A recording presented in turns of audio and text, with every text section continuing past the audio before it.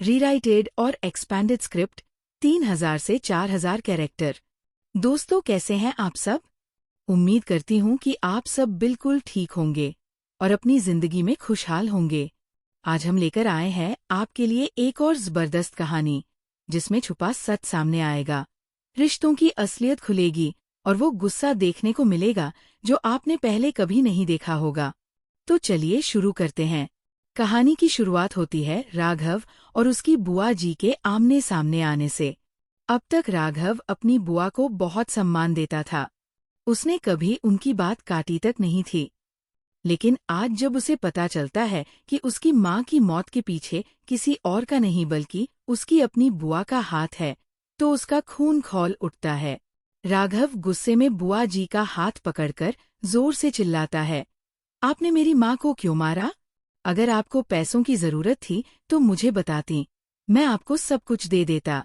लेकिन आपने तो मेरी माँ को हमेशा के लिए मुझसे छीन लिया।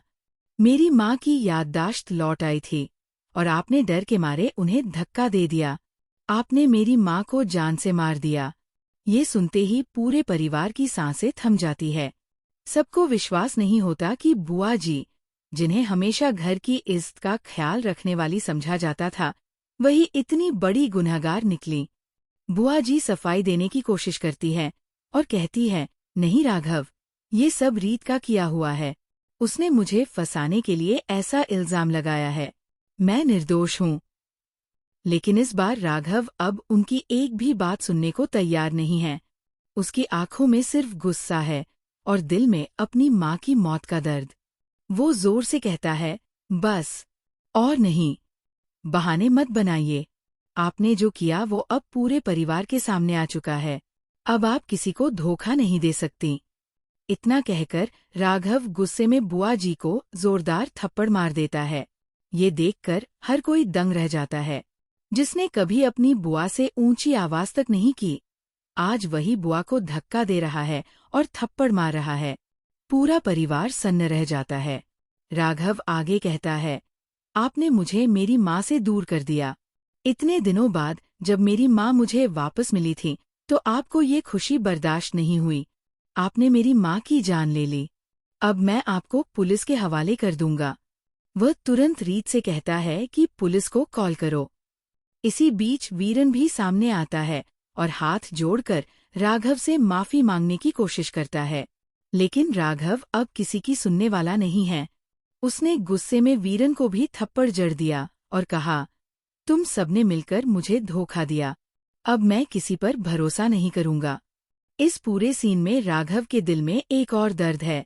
उसे ये गिल्टी फील हो रहा है कि उसने कभी रीत की बात पर भरोसा नहीं किया। रीत ने कई बार उसे समझाने की कोशिश की थी, लेकिन उसने हमेशा रीत की बात को नजरअंदाज कर दिया। आज जब सच्चाई सामने आ गई है तो उसे एहसास हो रहा है कि रीत ही सही थी और उसने कितनी बड़ी गलती की। आखिरकार पुलिस आती है और बुआ जी को गिरफ्तार कर ले जाती है।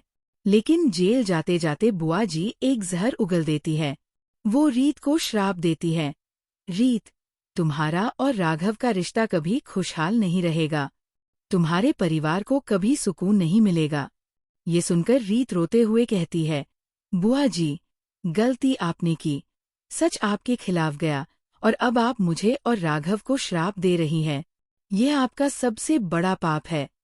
पूरा परिवार ये सब देखकर हैरान है और सोच रहा है कि आखिर इतने सालों तक बुआ जी अपने असली रूप को कैसे छिपा पाई। अब कहानी यहाँ से एक नए मोड़ पर जाती है। बुआ जी तो जेल चली जाती हैं, लेकिन उनके दिए हुए श्राप का असर राघव और रीत के रिश्ते पर जरूर पड़ेगा। दोनों के बीच प्यार तो है, लेकिन अब हालात और परखेंगे। और दोस्तों, यहीं पर आने वाली है कहानी में एक नई एंट्री। राघव की एक्स गर्लफ्रेंड की वापसी होगी, जो रीत के लिए सौतन बनकर सामने आएगी। उसके आने से राघव और रीत के बीच का रिश्ता और भी मुश्किलों से गुजरेगा। तो दोस्तों, ये था आज का जबरदस्त अपडेट। ये तो बस शुरुआत है। असली खेल अब शुरू होने वाला है। अब देखना दिलचस्प होगा कि राघव और रीत कैसे इस नए तूफान का सामना करते हैं और क्या बुआ जी का श्राप सच साबित होगा या प्यार की ताकत सब पर भारी पड़ेगी। फिर मिलेंगे आपसे एक नई कहानी के साथ।